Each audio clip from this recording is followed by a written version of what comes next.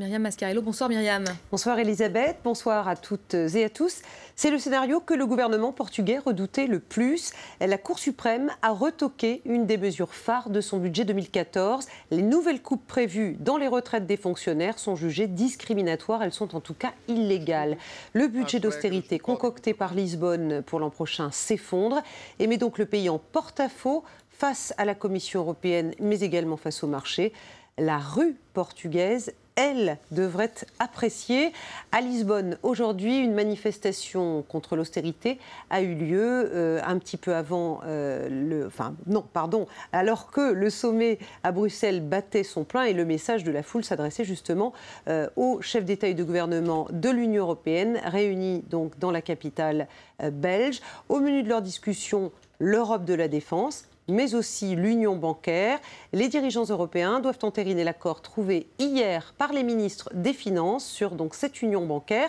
Et dans les 10 ans, ce sont les banques et non plus les contribuables qui devront payer l'essentiel des pots cassés en cas de faillite, pour la plus grande joie du ministre allemand des Finances. Écoutez-le. Nous avons maintenant des règles claires concernant le sauvetage des banques par elles-mêmes. Avant tout, les actionnaires et les gros créanciers seront sollicités en priorité, en fonction de leurs responsabilités. C'est une étape cruciale, car sur ce point, les divergences d'intérêts étaient très importantes. Je suis convaincu que nous sommes sur la bonne voie pour stabiliser durablement les marchés financiers. Concrètement, les banques devront constituer un fonds de secours qui sera doté de 60 milliards d'euros, mais d'ici 10 ans. En attendant, le contribuable reste le dernier recours en cas de défaut d'une banque systémique. Les marchés européens restent à la hausse 24 heures après la décision de la Fed de réduire son soutien à l'activité économique outre-Atlantique. Une réduction somme toute modeste qui rassure donc les places financières. Paris a pris 1,64%, plus 1,68% à Francfort. Londres a terminé en hausse de 1,43%. À Wall Street, la séance vient de se terminer. Après les sommets d'hier, on atterrit un peu. Dow Jones plus 0,07%, Nasdaq moins 0,29%, S&P 500 moins 0,06%. Pas question de vendre des médicaments dans les supermarchés en France, même ceux qui sont vendus sans ordonnance. La ministre de la Santé enterre un rapport de l'autorité de la concurrence au nom de la sécurité. Explication de nos confrères de France 2.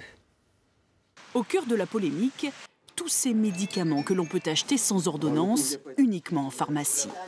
L'autorité de la concurrence, une commission administrative indépendante, propose d'élargir leur vente de façon très encadrée à d'autres commerces comme les grandes surfaces.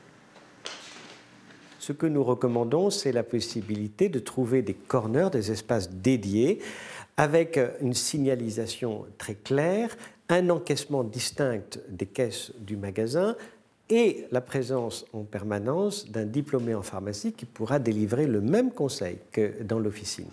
Principal objectif, faire baisser le prix de ces médicaments.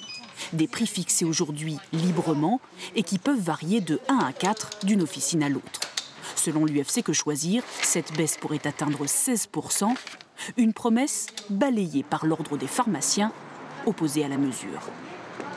Nous avons comparé les prix, on se rend compte que par exemple pour les préservatifs, nous avons les prix les moins chers en pharmacie de plus de 2 €. La ministre de la Santé, elle aussi opposée au principe, dénonce le peu d'intérêt de briser ainsi le monopole des pharmacies. En France, nous consommons trop de médicaments, plus que nos voisins européens. L'avis de l'autorité de la concurrence n'est que consultatif. Aux politiques maintenant de s'en saisir ou pas, afin de faire évoluer le dossier. Trop cher, trop sophistiqué, le Rafale ne décollera donc pas sous les couleurs brésiliennes. Un échec de plus pour l'avion de chasse français, un échec auquel s'attendait le chef de l'État. Mais François Hollande a encore un espoir, le marché indien. Alors cet espoir est-il fondé? Oui, selon son ministre de la Défense. Ce n'est pas notre cible prioritaire, donc c'est la décision du Brésil.